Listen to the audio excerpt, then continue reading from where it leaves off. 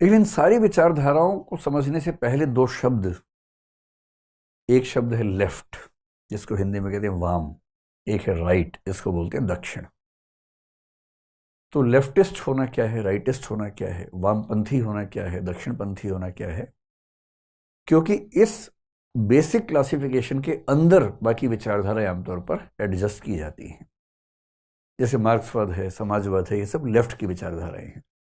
फासीवाद है, नाजीवाद है, ये सब राइट की विचारधाराएं हैं। कुछ विचारधाराएं सेट नहीं हो पाती इसमें, वो दुविधा है, लेकिन मोटे तौर पर हम सभी विचारधाराओं को लेफ्ट और राइट के अंदर क्लासीफाई कर लेते हैं। इसलिए बेहतर है कि हम शुरुआत यहीं से करें कि लेफ्ट क्या है और राइट क्या है। और राजनीति को हल्के में नहीं लेना है, समझना है चीज़ों को। तो जितने भी आपके संदेह बीच में हो तुरंत सवाल पूछिए और हम एक मुकम्मल पहचान बना के चलेंगे। आप में से कितने लोगों को अपने बारे में पता है कि अब लेफ्टिस्ट है कि राइटिस्ट हैं? क्या कुछ लोग ऐसे हैं? लेफ्टिस्ट कितने लोग हैं आप में से? 3 4। और आप में से राइटिस्ट लोग कितने हैं? 2 हैं, 3 हैं। बाकी सब मतलब थोड़ा बैलेंस कर लेते हैं। और कितने ऐसे हैं जो सोच रहे हैं कि ये होता क्या है? ये तो बाद में बताऊंगा, पहले पता तो लगे कि होता क्या है। कई लोग ऐसे भी तो होंगे। तो अभी क्लास के अंत में फिर से मैं आपसे पूछूंगा कि आप में से कितने लेफ्टिस्ट हैं, कितने राइटिस्ट हैं। हो सकता है उस समय तक क्लैरिटी आपको थोड़ी सी बेहतर हो जाए। ठीक है,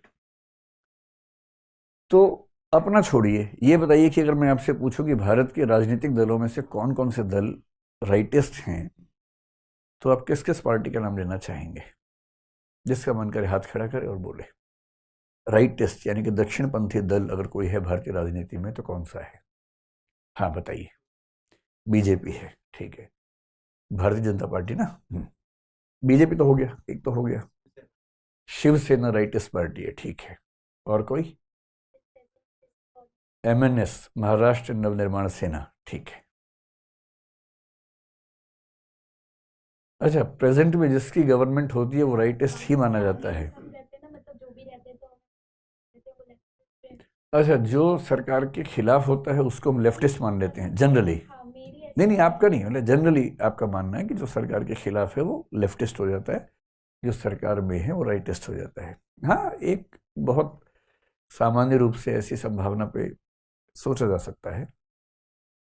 हालांकि उसके इसमें हमें यह मानना पड़ेगा कि चीन की सरकार दक्षिणपंथी है। वैसे तो चीन की सरकार के बारे में सच में चीन को भी नहीं पता कि क्या सरकार है। भारत में एक नेता हुए थे सीताराम केसरी, आपने शायद नाम सुना होगा, कांग्रेस के अध्यक्ष रहे कुछ समय।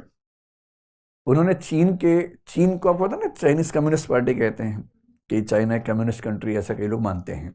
चाइना भी मानता है, क्लेम भी करता है। तो एक बार सीताराम केसरी ने एक इंटरव्यू में बड़ी अच्छी बात कही। उन्होंने कहा कि चीन की कम्युनिस्ट सरकार जो है ना वो डीटीसी की बस जैसी है। डीटीसी समझते हैं आप लोग? Delhi transport corporation. तो चीन की कम्युनिस्ट पार्टी की सरकार डीटीसी की बस जैसी है, इंडिकेशन लेफ्ट का देती है, मुड़ती राइट में है।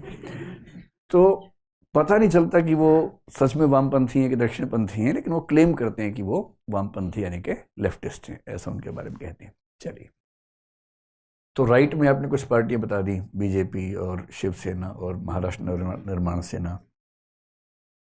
और कोई पार्टी में ध्यान नहीं आ रही? अच्छा, लेफ्ट का बताइए, लेफ्ट में कौन सी पार्टीज हैं?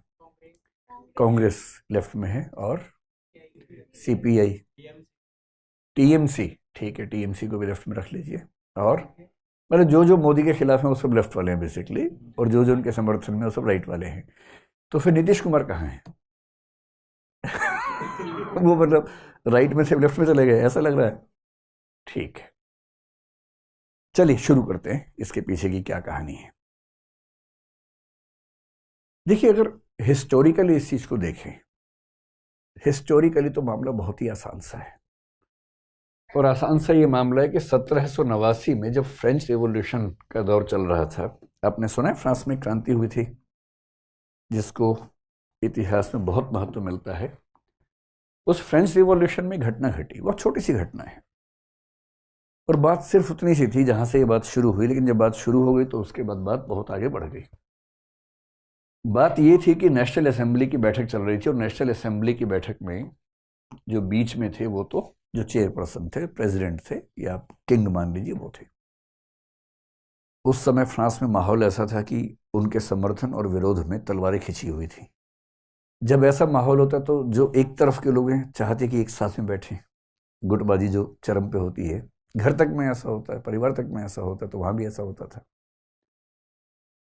तो राजा के दाईं तरफ वो सब लोग बैठे।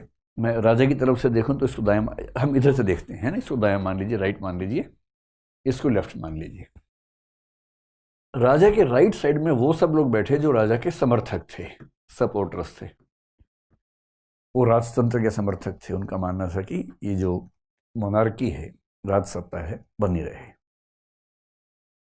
लेफ्ट में वो सब लोग बैठे जो उस समय राजा के या राजतंत्र के विरोधी थे, और इनका मानना था कि अब राजतंत्र खत्म हो जाना चाहिए, अब रिपब्लिक सिस्टम, रिपब्लिकन सिस्टम यानी कि लोकतंत्र का सिस्टम शुरू होना चाहिए।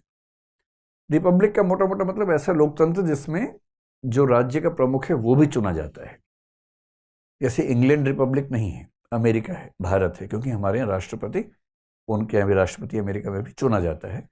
जबकि इंग्लैंड में आप देखेंगे कि जो किंग है वो किंग ही है। तो जहाँ हेड ऑफ स्टेट भी इलेक्टेड हो उसको बोलते हैं रिपब्लिकन सिस्टम। और फ्रांस में रिपब्लिकन सिस्टम की डिमांड उस समय होने लगी थी। तो मोटी सी बात यह हुई कि तब से बात चल पड़ी कि जो समर्थक लोग हैं वो राइटिस्ट हैं और जो विरोधी लोग हैं वो लेफ्टिस्ट हैं। राजतंत्र के समर्थक राइट, विरोधी लेफ्ट। शायद इसी को ध्यान में रख के आपने ये बात कही कि जो सत्ता का समर्थक है वो राइटिस्ट है, जो सत्ता का विरोधी है वो लेफ्टिस्ट है। पर यह बात सिर्फ इतनी है नहीं। इसे अगर थोड़ा सा और आगे बढ़ाएं, ये जो विरोधी थे ये कौन लोग थे आमतौर पर? ये वो लोग थे जो आम लोग थे, जो कॉमनर्स थे, जिनको वहां की भाषा में थर्ड एस्टेट भी कह देते हैं, जो कॉमनर्स थे। और जो समर्थक थे वो आमतौर पर वो लोग थे जो काफी प्रभुत्वशाली लोग थे, पावरफुल लोग थे, नोबिलिटी थी, एरिस्टोक्रेसी थी, जो काफी समृद्ध और रसूख वाले लोग थे, ताकतवर लोग थे, पैसे वाले लोग थे, अमीर लोग थे। क्योंकि जो अमीर आदमी होगा, जो फायदे में होगा, वो परिवर्तन क्यों चाहेगा? परिवर्तन इतिहास के हर दौर में वही चाहता है जो नुकसान में है। ये जिसको कम से कम इस बात का एहसास है कि मैं नुकसान में हूं, बेशक वो फायदे में हो, सारा खेल एहसास का है। इसको सोशियोलॉजी और पॉलिटिकल साइंस में एक शब्द बोलते हैं, the feeling of relative deprivation. तुलनात्मक रूप से वंचित होने की भावना सारे आंदोलनों के मूल में होती है। अगर कोई आपको रियलाइज करवा दे कि आप वंचित हैं, बेशक आप वंचित ना हो, बस रियलाइज करवा दे, तो आप आंदोलन करने लगेंगे। और यदि आपको रियलाइजेशन है कि आप फायदे में हैं, तो आप आंदोलन कभी नहीं करेंगे। एक सामान्य सी बात इतिहास में देखी जाती है। फिर देखा गया कि समर्थकों में जितने लोग क्लर्जी में थे, क्लर्जी का मतलब है जो चर्च के समर्थक है, धार्मिक लोग हैं, चर्च के लोग हैं बेसिकली, जो चर्च के लोग थे वो भी आमतौर पर राजतंत्र के समर्थन में थे, क्योंकि चर्च और राजतंत्र के बीच में एक अच्छा खासा सिस्टम बना हुआ था। और जो विरोधी लोग थे उनको चर्च की सपोर्ट नहीं थी, तो हम कह सकते हैं कि चर्च की सपोर्ट इस तरफ प्रायः नहीं थी। तो हम कह सकते हैं कि धार्मिक लोग आमतौर पर समर्थकों में थे, जो धार्मिक नहीं थे या धर्म से दूर थे वो आमतौर पर विरोधियों में शामिल हो गए थे। जब कोई आंदोलन होता है तो 2, 4, 5, 10, 20 लोग समझते हैं उसकी गहराई, बाकी लोग तो माहौल बनाते हैं। उनको बस बदलाव चाहिए, उनको ये नहीं पता बदलाव से क्या होने वाला है, कैसे होगा। तो इसी को एक शब्द में और कह दें कि जो विरोधी हैं उनको बोलते हैं प्रो चेंज, कि चेंज होना चाहिए, बदलाव होना चाहिए। और ये जो लोग थे ये थे स्टेटस कोइस्ट। स्टेटस को एक शब्द है पॉलिटिकल साइंस में, स्टेटस को का मतलब है यथास्थिति, जैसी स्थिति है बनी रहे। तो स्टेटस को में जो यकीन रखते हैं उनको बोलते हैं स्टेटस कोइस्ट, और विचार को बोलते हैं स्टेटस कोइज्म, यानी कि यथास्थितिवाद। जो है रहने दो, चेंज मत करो, बदलाव मत करो, परेशान मत करो। 2-3 मीटिंग्स ऐसी हुई। पहले मीटिंग्स हुई नेशनल असेंबली की, फिर हुई कॉन्स्टिट्यूएंट असेंबली की, और उसमें ये मोटा मोटा खाका बना रहा कि चेंज के समर्थक, राजतंत्र के विरोधी, आम आदमी, धर्म से दूर रहने वाले लेफ्ट में बैठे। राजतंत्र के समर्थक, समृद्ध लोग, चर्च के समर्थक, यथास्थितिवादी राइट में बैठे और धीरे धीरे ये मुहावरा फैलने लगा, फ्रांस के बाहर भी फैलने लगा कि राइट में होने का मतलब ये होता है और लेफ्ट में होने का मतलब ये होता है। अब क्या होता है कि जब कोई विचार बाहर फैलता है, जब कोई विचार डिफ्यूज होता है, डिफ्यूज का मतलब यहां प्रसरण से है, उसके फैलने से है, प्रसारित होने से है, दूर दूर जाने से है, तो कुछ मूर्ख लोग तो उस विचार को वैसा का वैसा फॉलो करने लगते हैं और जो समझदार लोग हैं वो उस विचार को अपने समाज की जरूरतों के हिसाब से क्या करते हैं, कस्टमाइज कर लेते हैं। अब फ्रांस में जाति व्यवस्था नहीं थी, पर भारत में तो थी। फिर फ्रांस में उस समय रंग भेद का मामला उतना प्रबल नहीं दिखता था, पर अमेरिका में दिखता था। तो जब ये विचार बाकी देशों में गया, जैसे मान लीजिए यूएसए में गया, जैसे मान लीजिए भारत में आया, तो इन देशों के समझदार लोगों ने अपने समाज की हकीकतों के हिसाब से इस विचार को थोड़ा सा मॉडिफाई करना शुरू किया। तो क्या हुआ, अब आप सोच के देखिए, यूएस में रंग भेद अगर एक सच्चाई है, तो रंग भेद के विरोधी, और रंग भेद वहां की वास्तविकता बनी हुई थी उस समय, तो रंग भेद के विरोधी आमतौर पे अश्वेत होंगे या श्वेत होंगे, ब्लैक्स होंगे या व्हाइट्स होंगे, ब्लैक्स होंगे, विरोध करेंगे। और व्हाइट्स में से एक बड़ा हिस्सा, सब तो नहीं पर एक बड़ा हिस्सा चाहेगा कि ये व्यवस्था बनी रहे क्योंकि उनको फायदा होता है। तो धीरे धीरे ऐसा दिखने लगा कि जो वहां के ब्लैक्स हैं वो लेफ्ट ओरिएंटेशन में जाने लगे और जो व्हाइट्स हैं वो राइट ओरिएंटेशन में जाने लगे, क्योंकि बदलाव की भूख उनमें ज्यादा थी जो परेशान थे। सीधी सी बात है, तो हर जगह होगा। फिर अगर मैं 1860s की बात करूं, अमेरिका के दक्षिणी 7 राज्य जो उस समय अमेरिका से अलग हुए थे, गृह युद्ध हुआ था, सिविल वॉर हुआ था, दास प्रथा को लेकर हुआ था। दास प्रथा का समर्थन करने वाले राइट में होंगे और दास प्रथा का विरोध करने वाले लेफ्ट में होंगे, सीधी सी बात है ना। हर देश में ऐसा हुआ।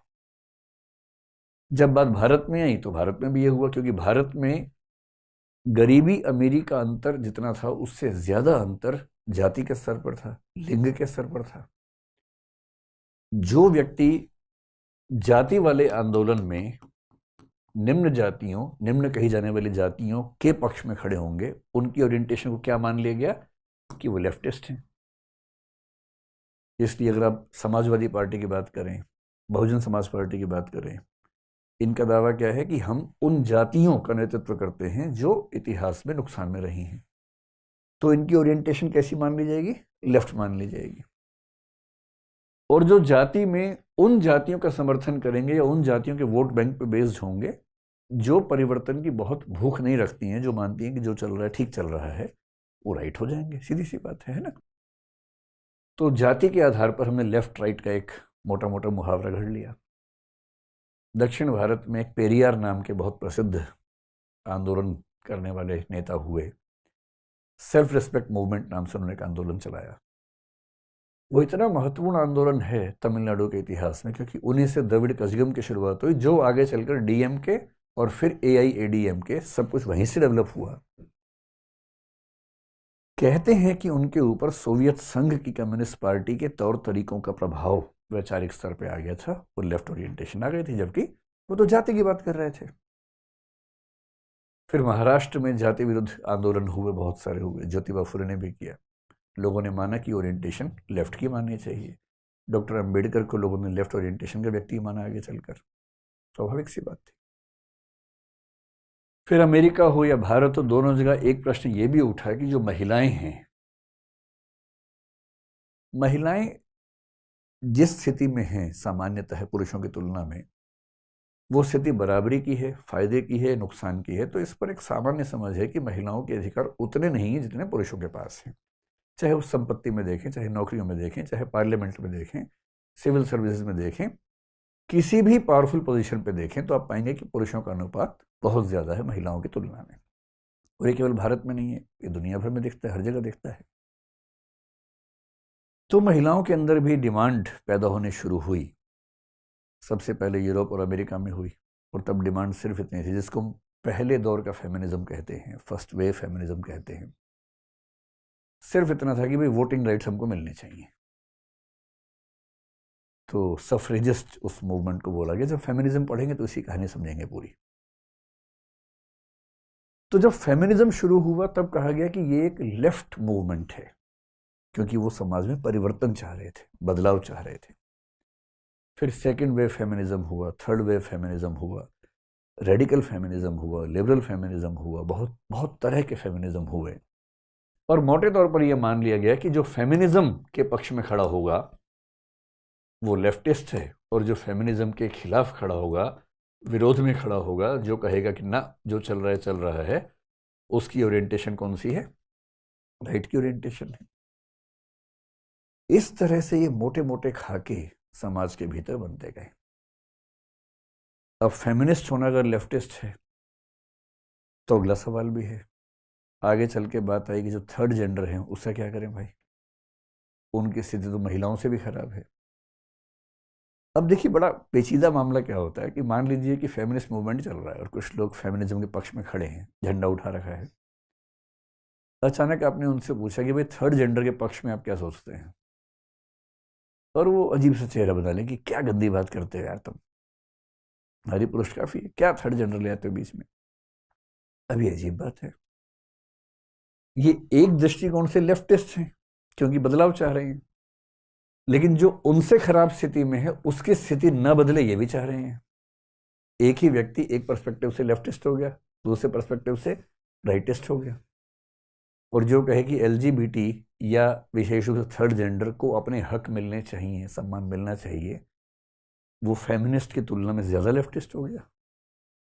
और इसलिए जो जो नए प्रश्न समाज में आते हैं, चाहे वो एलजीबीटी का हो, चाहे थर्ड जेंडर वाला प्रश्न हो, इन सब प्रश्नों के पक्ष में खड़े होने वाला व्यक्ति आमतौर पर क्या माना जाएगा?